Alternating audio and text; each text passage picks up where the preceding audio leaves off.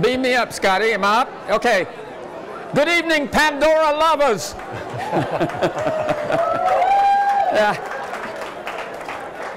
Okay, time is precious, and we're going to begin our conversation with Tim Westergren, who was born in 1965 in Minnesota, but he was born on December 21st. And I don't know if you understand the significance for someone of Scandinavian descent, as the two of us are, of the winter solstice, because it happens to have been the time when the son of Frigga and Odin was born, Baldur, the most beloved and generous of the Norse gods, right? Of course, common knowledge. Yeah, so a very auspicious beginning. Yeah.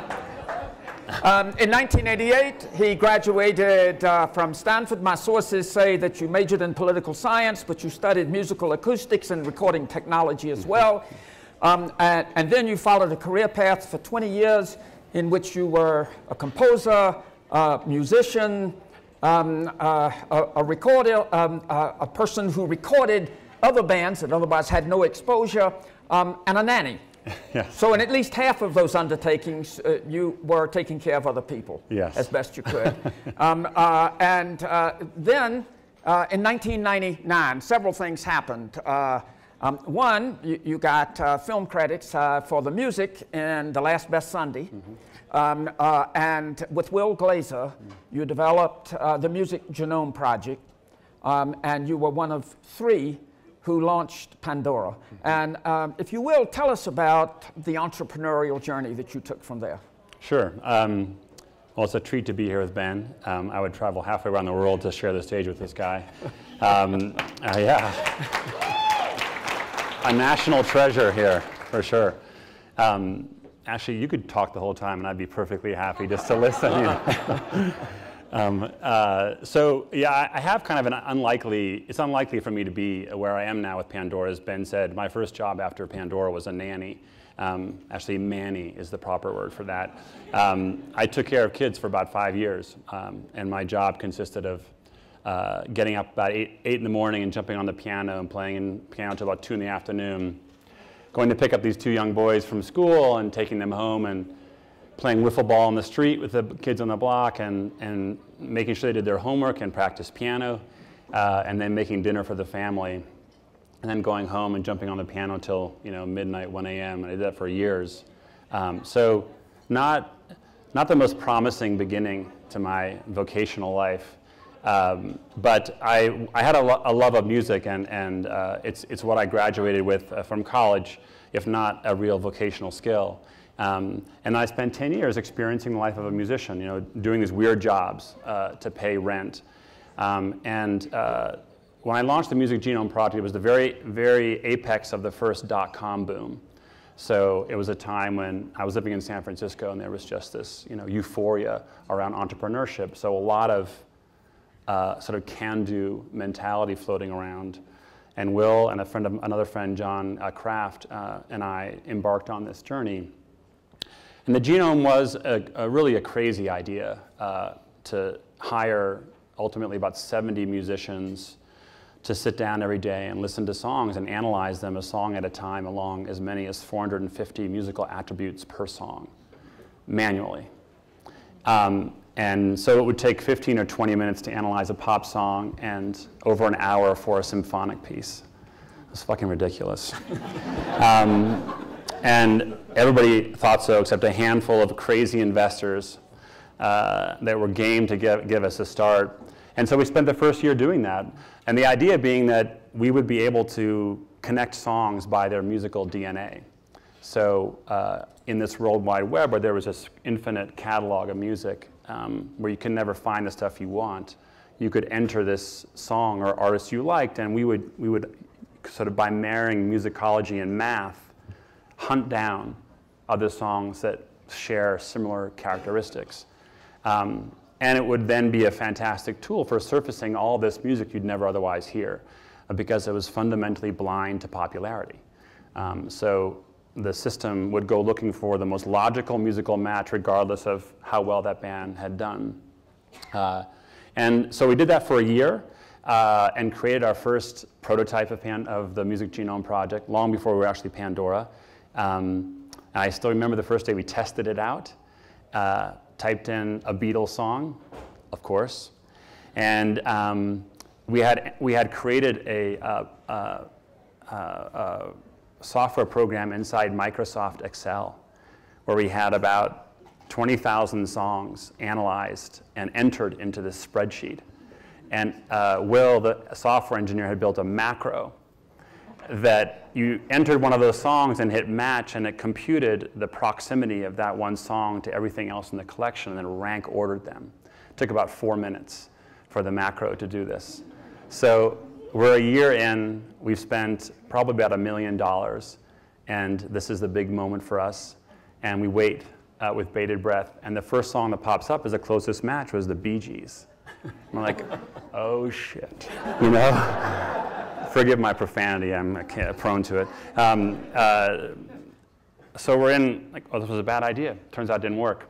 Well, we listened to the song. For those who are Bee Gees fans, yay. I'm one too. The early Bee Gees, before they became famous as a disco band, were essentially a knockoff of the Beatles. And so it had found this one Bee Gees track that was the sort of perfect match for this Beatles song. So from depression to elation in a short period of time, but it seemed to really work. We were running out of money though, and so to make our money last, we began asking our employees to work for a smaller and smaller share of their salary over those coming months. And eventually, at the end of 2001, we weren't paying our employees anything at all. We called that salary deferral back then, which it turns out is illegal in California. And if anybody asks you to work for free in California. And we wound up working without paying people for about 2.5 years. A group of about 50 people stuck around to build this genome project in the hopes that someday we'd find a home for it, which we ultimately did in 2005 when we sort of essentially pivoted the business and repurposed this big database into a personalized radio product, which we launched in the fall of 2005. Renamed the company, of course, and in November of that year, made it available to consumers. Could I just ask you, the name Pandora, I was talking about Norse mythology. In Greek mythology, the intruder opens Pandora's box and lets all the troubles out into the world. Mm-hmm. But the one thing remaining in the box was hope. Yes. Was that what you were referring to at that stage when you named it Pandora?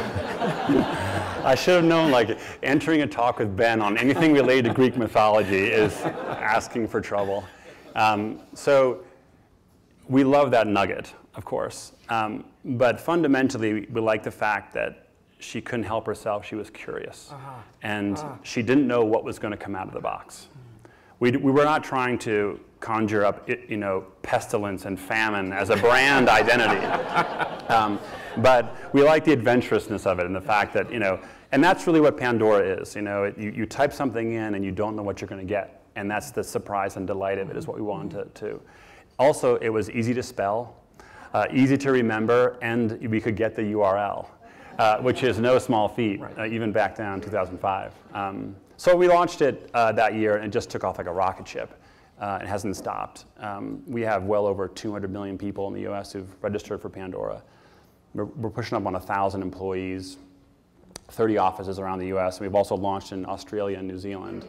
And we account for about a little north of 7% of all of radio listening in the US. And we have grand ambitions now for what this company can become, because I think there's the opportunity to fundamentally change radio. And radio has historically been and continues to be the pipeline to music. Could I ask you, before we get to the stunning success, about a day of reckoning when those people who had stuck with Pandora for 2.5 years not being paid.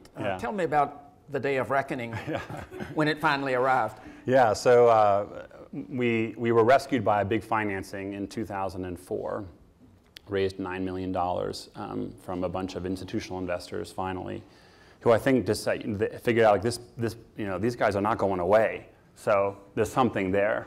At that point, it was my 348th venture pitch of that period of time. And it had been such a roller coaster ride that I decided to stop sharing my travails with the company. So I decided I'm not going to talk about fundraising until I can tell them there's money in the bank. So we had an all-hands meeting that morning, the day after the wires had entered our bank account. So I knew the money was there, and called people together for our usual bi-weekly speech to get them to keep working for nothing for 2 more weeks. They weren't joyous all-hands meetings. And instead of that, I just pulled out this huge wad of envelopes from the back of my pocket, and I get goosebumps every time I say this, and handed out people checks for like 2.5 years of salary. I mean, I handed out, I think, just shy of $2 million of money that day. People thought they were going to bounce, I think. There was, like I was playing some cruel joke, but it remains an emotional thing for me, even when I recall it, that there was this team of people that had, to work for nothing for 2.5 years is a weird thing to do, and it has all sorts of, it tortures you in many, many ways, but to be able to, make them whole was a big moment. It also bespeaks the leadership that you and your partners must have exercised. I mean, you had to persuade them, they had to believe in you. Could you just describe what the dynamic was that made them willing to work for nothing for so long? Yeah, well, it's a lot of things, I think.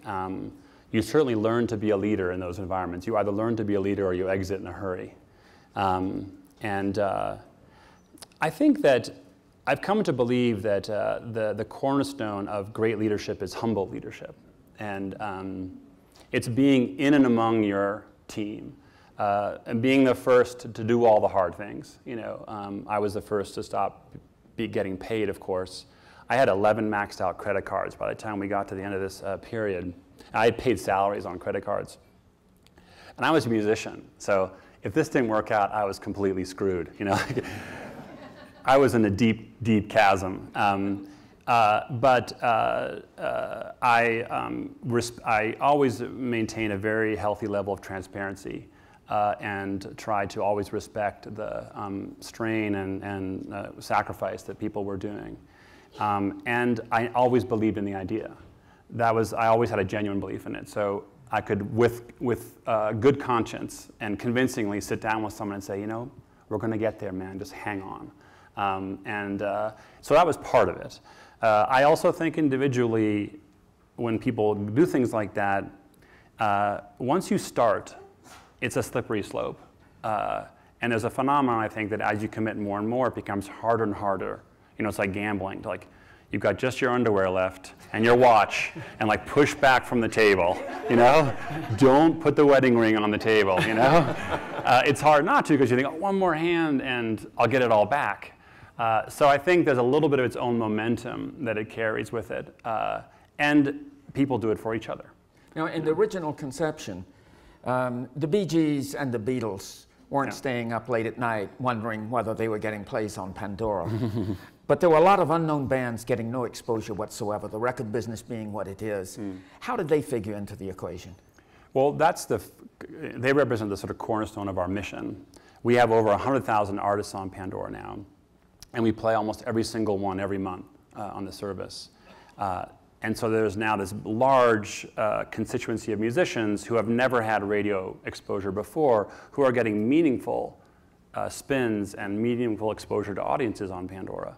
And I think there's an opportunity now to alter really what it means to be a working musician. So when you graduate college and tell your parents, I want to be in a rock band, instead of saying, oh my God, what are we going to do? That they'll say, that's a good, solid middle-class life you had to have ahead of you. That's a profession, It's not sort of a hobby you'll outgrow. It's actually legit. And I have believed since the days I was in a band, I spent a long time in a van traveling around, that there is this enormous, enormous number of fabulously talented musicians that no one knows even exist. And they're like trees falling in a forest, They have bands come and go, and maybe 500 people ever see them play, and they're brilliant, but then they're done. And it's kind of like, it's like lost treasure.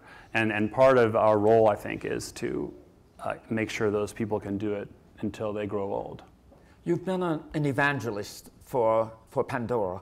So you've done a lot of town hall presentations. And at the outset, when you realized it was taking off, you discovered that the platform itself was going to satisfy something people were looking for. What were some of the initial encounters that confirmed that?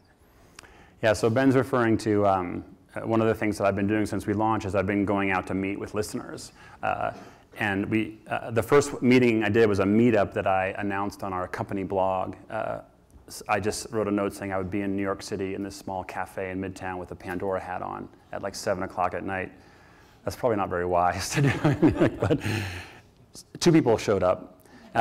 We were a few months into the service, and we had this fantastic conversation around a little coffee table. And they had all sorts of ideas and comments, and it was really exciting. And I just kept doing it. And we developed that program, and the last one I did in New York, there were 1,000 people that came to it. And it was held in a bookstore that held about 350 people. So it was packed to the rafters, and there was literally a line down the block and around the corner of people just waiting to come in.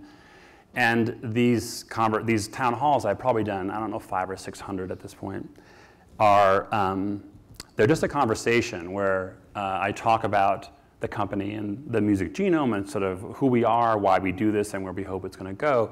And then we just let people talk and ask questions, et cetera. And it's a spiritual experience. Because I think all of us, to a person, I'll bet, has a similar connection to music. We like different kinds, but for all of us, music is a very deeply personal, passion-filled thing for us. And what Pandora does is connect people to it.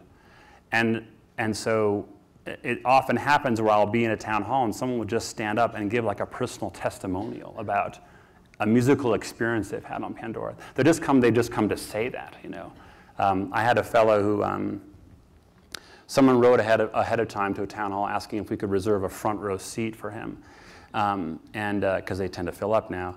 And near the end of this town hall, he got up and raised his hand. He said, I'm the guy who asked you if I could sit in the front row. And I did that because I'm deaf, and I needed to be close enough to read your lips. And he said that he had lost his hearing 6 or 7 years earlier to some medical condition, and that he was there to sort of thank me for bringing music back into his life. And he said that the way he used Pandora was he would launch a station, and then when the song came across the screen, he would quickly find the lyrics. This is before we had lyrics actually in Pandora. And then he would put his hands on the speakers and read the lyrics, and the music would come back into his body. And so he's giving this, I have this big lump in my throat as I've listened to him talk, and this very personal thing in a crowd of, there were probably 400 people there. And what I remember very distinctly about that, aside from just how extraordinary it was to hear him speak, was the whole room was right there with him. Like there was they were not all deaf. They couldn't all relate to his particular story itself, but there was a commonality in that room. And that room had, young and old, all creeds and colors, business people, punks, Rastafaris, it was a huge collection of people, but they all clearly shared something in common. And it's kind of like when you go to a great wedding, and there's this huge diversity of people, and like everybody's in love with each other, because it's just a great moment. And music, I think, has that power. I'm not sure people feel as grateful to Jeff Bezos for the Amazon suggestions. If you make the mistake of buying a cookbook, you're bombarded insistently. Hi, culinary fan, have we got a cookbook for you? And I think, no, really, my tastes are more eclectic. This afternoon, classical music is what I love most. So I was asking for Alfred Schnittke. I wouldn't think you got a lot of requests for his music, but I was absolutely fascinated by the sequences that followed. And I listened for about an hour. It started out with Schnittke, it ended with Schnittke, and in between it took me to places that I would never have gone on my own. And yet, I looked for the connections, and often I could detect some of them. So I mean, it's really quite fascinating how effective the genome is. It really analyzes things in a very subtle way. But a crucial decision you made once you had this platform must have been to go to internet radio. How did you decide that was the delivery system that was going to work for you, as opposed to Well, we had tried a lot of things over those years, none of which had worked. We had been in the kiosk business. We had been a provider of recommendation technology. We had really experimented just trying to survive.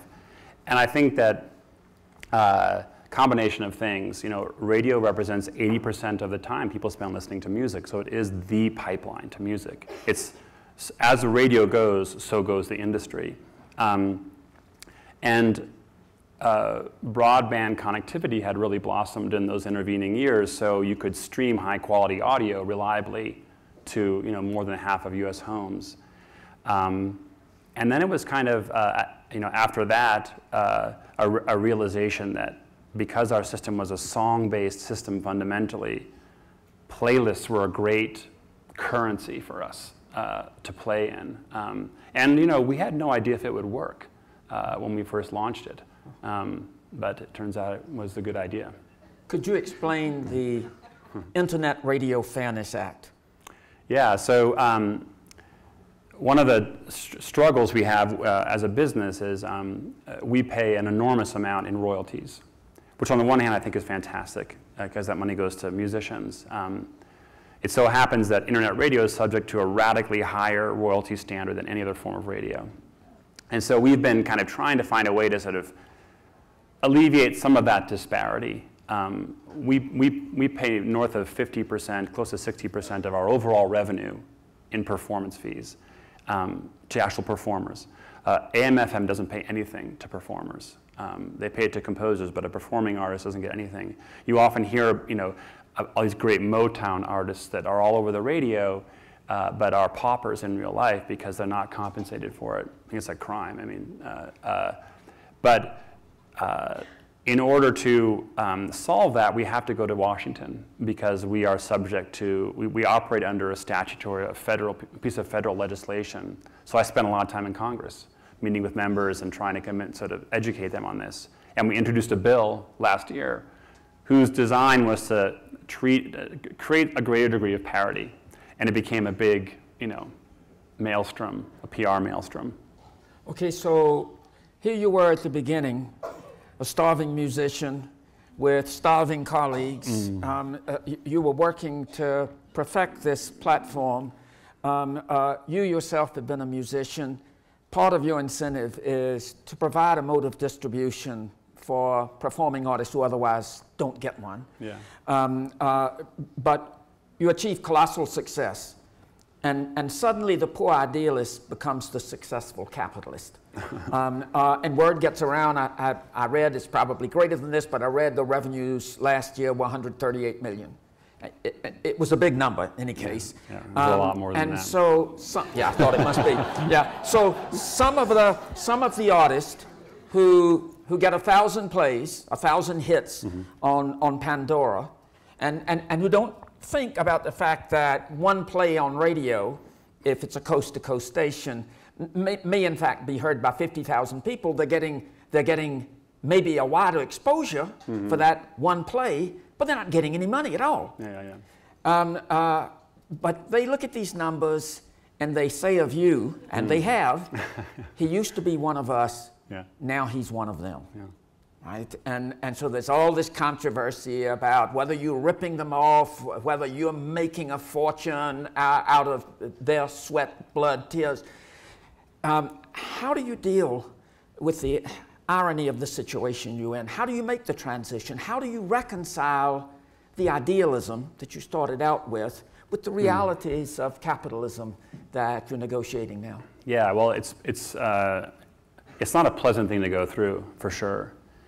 I take sort of greatest comfort and confidence, and solace is the wrong word, but in the knowledge that I know what our true north is, and I know that the ambition of Pandora and where we will end up eventually is there will be a recognition that we are providing all these benefits that have very real value. And those will be increasingly realized as we're able to invest in technology and products and features that allow musicians to actually harness what's happening on Pandora to further their careers. To give you a quick example, Pandora for a while now has been providing on an ad hoc basis heat maps to musicians. So literally a map of the US that shows where people are that have thumbed up their music. And so you can get a sense of where you should drive your tour van, basically.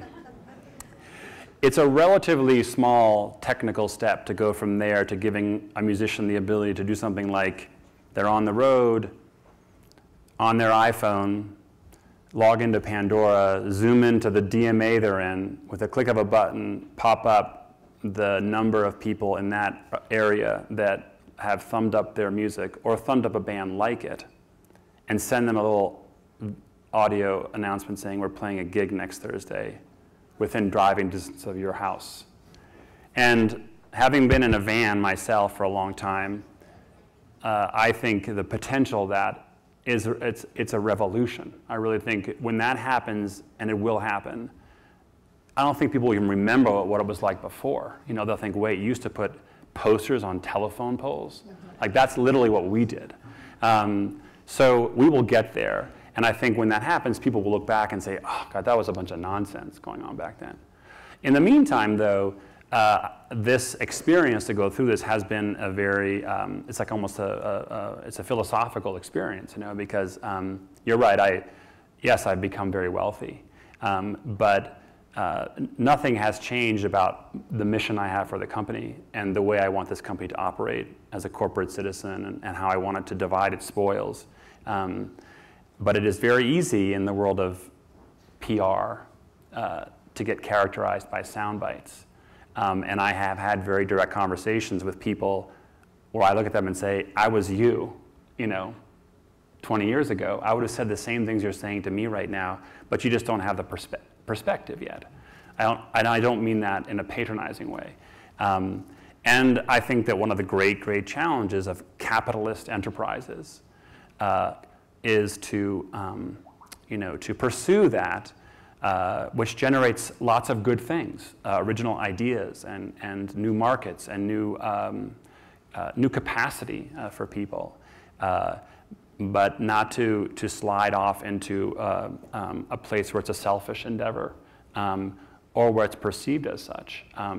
And as much as the life of a musician is tough, a business entrepreneurship is tough too. You know, we've been through some stuff ourselves, you know, and I've been at this just, you know, 14 years, but it started when I was 6 years old and began practicing piano. And there has to be a recognition, and I think this is one of the things that music struggles with, that within the music ecosystem, there are many parts to it. The music is one, and it's central. But it is not the only exalted part. You know, they are all, there is a synergy among them. And there's a tendency to think that music is exalted and the rest is profane. And I think that's misguided and creates this, this very unhealthy dynamic.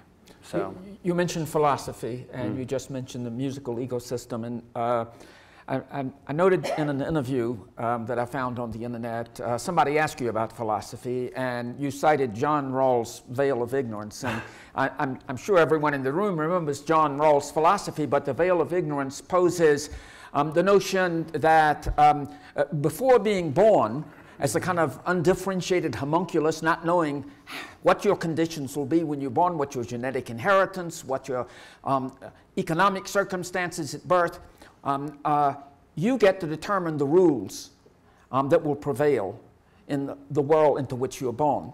And I'm kind of curious if I were to ask you to apply the veil of ignorance to the music industry, how would you change it? Because it sounds as if Pandora is in effect an effort to change some of the frustrating aspects of that ecosystem that you encountered at the outset. Yeah, I mean, I'm a huge believer in this idea of the veil of ignorance as a guiding principle for, you know, how you set up societies. And in a way, you could say that one way to characterize that debate is how much should a capitalist make, you know? Because if they make too much, then it's clear where you want to be on before you know what you're going to be. But there's a medium, and there's a golden mean in there, where the risk and pain and uncertainty of all the things you do as an entrepreneur and the gains you have on the other end feel equal to being an artist and trying that route. It would be, I think, a wonderful society if we could get to that. So I'm a believer. We've talked a lot about education at this conference, and we recognize that finding gainful employment, training people so that they themselves can secure a job, can support a family, can do all of the things that one wants to do that few musicians early in their careers can do. And we've given somewhat short shrift, not just to the liberal arts, but especially to the arts. What is the role of the arts in addressing the wider social problems? Is it just a frivolous indulgence, or is it something more central and important to a good society? Yeah, I think it's utterly fundamental. I think that ubiquitous pursuit of the arts is a cornerstone of a civilized and caring society. And, you know, when I was a musician, so before I founded Pandora, I was well into my 30s. I was penniless, you know. Literally, I had $100 in my bank account. And I had wrestled for 15 years with this, you know, what am I doing, where am I going? And as you get older and older, it's less cute, you know, that you're this, like, young, well, not so young anymore musician, you know, and I found, you know, over those years, that was one of the great, you know, sort of mental struggles to stay with that in the face of, you know, feeling more and more like an outcast. And society ought not to make someone who does that feel like an outcast, no matter how, you know, how poor they are, or how few people are listening to their music. The very fact that they're choosing to make music is, I think, great. And I personally, you know, when I walk around and I see someone on the corner, you know, playing their guitar with a hat out, I always think that's just one of the best things, to have someone there and they're just making music, you know. And can there be too much of that? I don't think so, you know. So where do you think Pandora's going? Where do you think the musical ecosystem is going? And where do you think the arts are going in our society? Well, I can speak for music. It's hard to, I know that we'll have someone talk about film right after this, which will be intriguing. But the vision I have for music eventually is Pandora will be a big part of it. But I imagine us having billions and billions of listeners all over the world listening to Pandora, listening to music from their own cultures, but also through the genome, meandering across geographic boundaries into stuff they'd never heard before, and connecting, you know, with music from across the world. It's amazing to me how little, the US is particularly guilty of this, how little sort of cross-fertilization there is across continent for music. But that in turn also, musicians are connected to that audience globally as well. And really, I would like for there to come a time when the day your song gets added to Pandora, that's it, man. Quit the job, get the band together, and go. Because you will could have flowed into this enormous audience immediately of people who are interested in your kind of music. And they may be spread all over the globe, but they'll be accessible on your smartphone. And that will lead to sort of a new generation of you know, musicians doing that for a living. In addition to making Pandora, do you still make music? Well, thanks to the Crown Fellowship, I've gotten back into it. I made a promise to you guys, to Peter, Skip, and Ben to do that. Yeah, I am. I have a little baby girl too, who's taken a lot of my time in the last few years. Yeah, for me, the next episode of my life after this is fully, immersing myself in music again. Somebody asked you what movie part you'd most like to play, and you said Iron Man. Why? I hate that questions like that they gave me. I couldn't think of a better answer. Well, there was some kind of verbal genome going on in your head, right? Yeah, I don't know. I wanted to fly in that suit. That was what. So we have just a little less than 10 minutes to take some questions from the audience. So if you'd like to ask a question, I see a hand here. If someone can get you a microphone. There's a microphone here. It's coming towards you now. There's one back there too. And there's another back over here, please.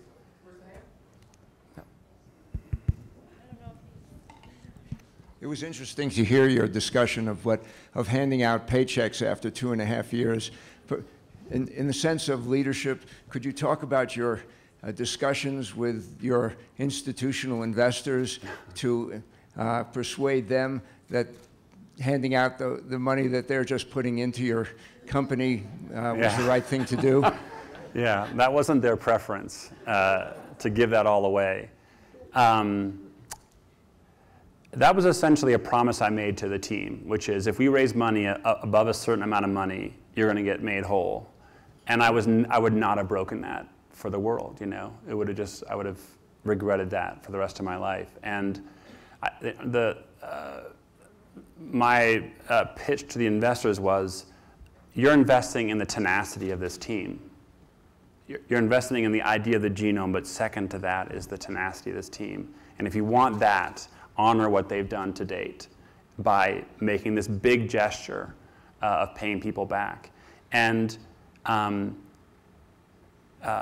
were two guys. Larry Marcus was the lead investor from Walden, and his partner, Art Berliner, who we had this discussion. It was pretty quick. And they said, you know what? All right, we'll do it. And it just felt like the right thing to do. And we never gave it a second thought. Thank you. Another question back here. Bravo. Hi, I'm Aurelia Garrido from Costa Rica. My leadership project for the last 7 years has been developing talent and opportunities in the film industry in Costa Rica. We've had some success, and now we're expanding to other arts, including music.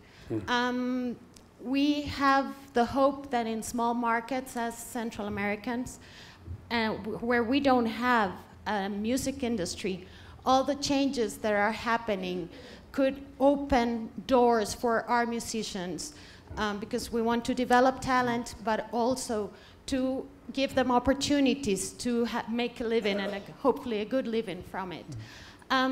What ideas would you have for these artists in small developing countries? Boy, well, we're trying to get Pandora licensed outside the US. We play plenty of Costa Rican music to people living in the US, but we don't get to play anything to Costa Ricans in their own country because of licensing constraints, which I think debilitate this industry, that licensing is so hard to get done. So lobby your government to get Pandora over to Costa Rica. That's one suggestion. But gosh,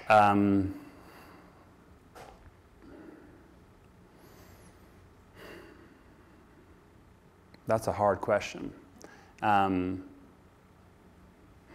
Isn't their appearance on Pandora a potential source of revenue for them as they build audiences? Yeah, they will be drawing revenue and exposure in the U.S. And we do everything we can to make that happen. In terms of what to do domestically with local artists, I'm a big believer that artists need communities. I mentioned this stress you feel at being an outcast. I think being surrounded by like-minded people and folks who believe and support what you do is really important. And so I think that sort of artistic or musician homes are important, you know, whether institutes, sort of recording facilities, schools, et cetera, that can be long-term homes for musicians would be a great system to develop. You know, like, you know, LC Stemma is this sort of beacon, which I think, in addition to kind of having generated this enormous number of musicians, has legitimized the very act of playing music. And you've got kids who are 4 or 5 years old who are playing violin. And because of the impact of that program, I think other kids look at them in a way that respects what they're doing. That, to me, is one of the most fundamental dynamics to try to impact. I mean, that program is extraordinary. Thank you. Is there another question? I see a hand here in the back. Thank you. One dying question, having grown up in the radio business. Mm-hmm. What do you think terrestrial radio looks like 5 years from now? I think terrestrial radio will continue to consolidate. I think there will be more and more, you know, fewer owners, fewer stations playing a more and more homogenized selection of songs, because that's a natural sort of economic rhythm of that industry. Over time, radio stations that experiment or play to a more diverse audience or sort of stray from the kind of main pop pipeline struggle to survive. So I think it'll consolidate more. I think that the folks there will be great curation will thrive. You know, there are just DJs who know how to do it, and they seem to flourish and retain their audiences in spite of all these other options. So it will reward people who can really build sort of fantastic playlists. But I think it's definitely going to experience a lot of compression as an industry, not just from us, but, you know, satellite radio, all these other alternatives. What new developments do you foresee in Pandora? I mean, Pandora has evolved in all sorts of intriguing ways. What's coming up next? To me, the most exciting piece is the artist piece. We call it Pandora for Artists, and it's this whole dashboard that an artist can access and sort of have to develop their careers. That's the one I'm really most passionate about. Another area for us that is exciting is cars. We've done a lot of work to get Pandora embedded into cars. Right now, we do it through a smartphone. Over time, it'll be, you know, internet-enabled cars will literally be like a rolling computer, so Pandora will just be on it for you. But, you know, one of the most powerful moments I had for Pandora early on was the first time I listened to it in a car. And it had been on smartphones for a while, and I had heard about people using it, which they could do by just using a $2 adapter and plugging an iPhone or an Android into their aux jack on the dashboard. So I knew about it and I'd heard about it, but I hadn't experienced it myself. And I really remember to this day, say it had been our 6 or 8 months, I share a car with my wife, so I don't drive a whole lot. And I got in the car, started the station, plugged it in, and then sat back and went driving down the road. And I think it was a Norah Jones station I launched or something. 15 or 20 minutes later, I was driving along and I thought to myself, man, this radio station is just nailing it for me, you know? And I'd forgotten I was listening to Pandora, and it was a bit of a cognitive dissonance, you know? I drive with one hand because I'm skipping stations constantly with my right hand, and I get a song I love, and I'm like, yeah, you know, it's a song I love. And then I got another song I love, and then another song, you know, and it was like, what's going on here, you know? And I was in a car, and it was radio. So it wasn't my MP3 collection. I didn't know what was coming next. It felt and sounded like radio coming out of my car speakers, you know. That's the car experience, but by golly, you know, it was playing what I loved. And that was a bit of an epiphany for me, that moment. Like, wow, this could really change the whole game. Yeah. Tim Westergren, son of the winter solstice, I want to thank you for Pandora. I would have traveled across the world to have this conversation with you.